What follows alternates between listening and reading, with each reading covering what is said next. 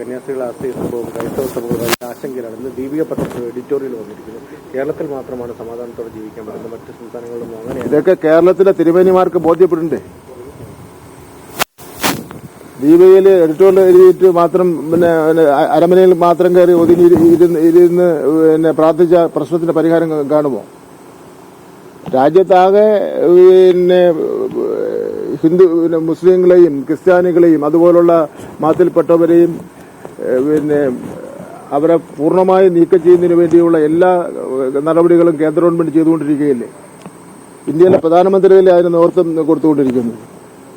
ആ ഇന്ത്യൻ പ്രധാനമന്ത്രിയോട് ചെന്ന് ഞങ്ങൾക്ക് ഇങ്ങനെയെല്ലാം ഒരു ബുദ്ധിമുട്ട് ഉണ്ടാവുന്നെന്നുള്ളതിൽ ചെന്നൊരു പരാതി പറയുന്നതിന് വേണ്ടിയുള്ള ധൈര്യം പോലും ഈ തിരുമേനിമാർ കാണിക്കുന്നില്ലല്ലോ. 2 കന്യാസ്ത്രീമാരെ റെയിൽവേ സ്റ്റേഷനിൽ വെച്ച് അറസ്റ്റ് ചെയ്യുന്നു. അവരെന്ത് തെറ്റാ ചെയ്തുകൊള്ളട്ടെ. തെറ്റ് ചെയ്തെങ്കിൽ അവർ നിയമത്തിന്റെ മുന്നിൽ ശിക്ഷിക്കപ്പെടുമെന്നുള്ള കാര്യത്തിൽ തർക്കമില്ല. പക്ഷേ നമ്മുടെ രാജ്യത്ത് അറസ്റ്റ് ചെയ്യുന്നതിന് നിയമമില്ലേ? പ്രത്യേകിച്ച് 2 സ്ത്രീകളെ അറസ്റ്റ് ചെയ്യുന്നതിന് നിയമമില്ലേ? സ്ത്രീകളിനപ്പുറം അവർ കന്യാസ്ത്രീമാരാണ്. അവരെ അറസ്റ്റ് ചെയ്യുന്ന നിയമമില്ലേ?